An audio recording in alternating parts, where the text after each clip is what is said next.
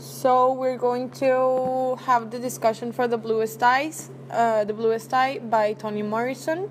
We read from the prologue to chapter 3, and I'm the discussion director, and we're gonna start with the questions. So the first question I found after reading these chapters is, what do you think about Claudia's mother's reaction towards Specola after she drank all of the milk? I think that if Claudia's mother wasn't ready to accept another child and to share the things she had, she shouldn't have done it. I think people should be ready to take another responsibilities, even if you're gonna help someone. That's why helping is hard, because it's not something a lot of people does. Well, I think it was a very bad reaction, because if Claudia's mom accepted to take care of Pecola and to feed her and leave her a house and a shelter, she shouldn't be upset with the kid drinking the milk, because she was very hungry and she needed it, maybe. Yeah, I think it just reflects that they were very poor, and I think that Claudia's mother reaction was very heartless, and she didn't realize that the kids were starving. Okay, so question number 2 is, why do you think they felt so ugly? By they, I'm referring to Claudia and her sister Frieda, because they said they felt very, very ugly. So.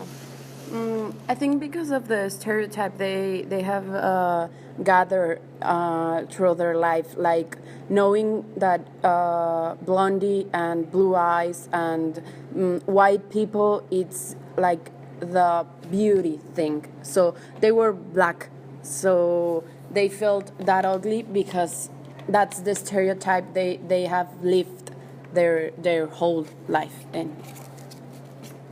Yeah, I also think it had to do because they were poor, so all the dolls they had were white and blonde, so they think they were ugly.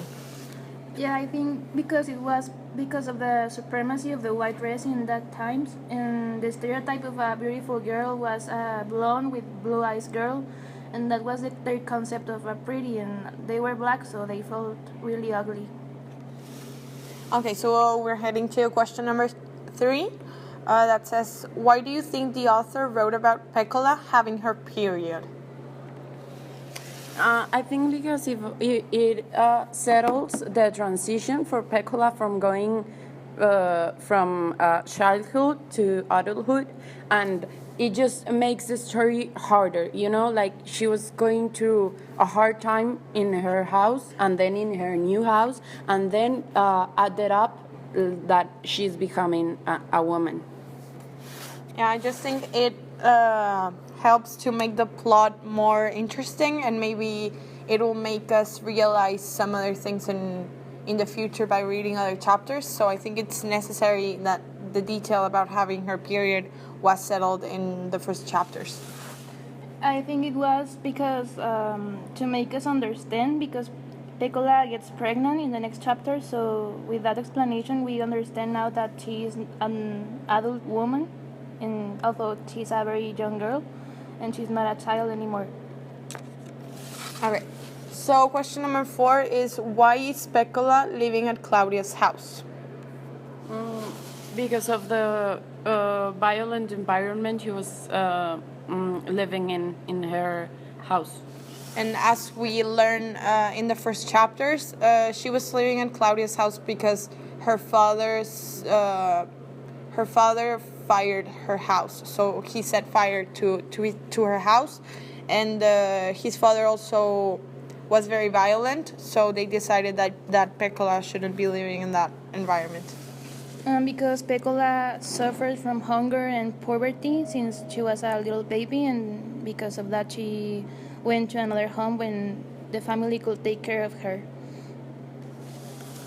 Okay, so question number 5 says, what do you know about the neighborhood and its environment?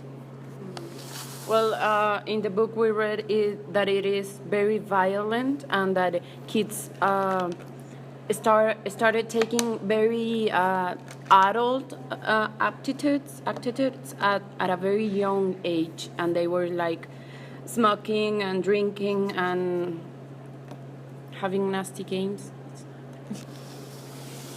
Yeah, I think the neighborhood was very poor, so this made it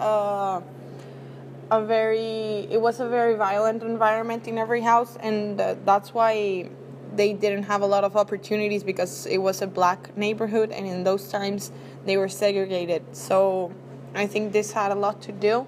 And also about the nasty games, the kids grew up with another sense of sexuality, so I think this didn't help them psychologically, and it affected them a lot. Well, yeah, because the neighborhood was very poor and with a very violent environment. And yeah, they were black people who had not education, and they were very violent. And question number 6 is: do you think the story would have made sense if the characters were white, or if it took place in another time? Don't really think so. I think that the whole book is around segregation and how violent some subcultures can be. Yeah, I think it wouldn't have made sense, because the characters are black and they're segregated, and it's a very violent environment, and it didn't happen very much in white neighborhoods at that time because they were privileged. So I don't think it would have made sense. Yeah, I don't think so, because black people suffered that kind of things only, and white people were very comfortable and didn't have to pass through hard times of segregation, of racism. Okay, so this was a discussion for the first three chapters and prologue of The Bluest Eye. We're Estefania, Ale, and Marla.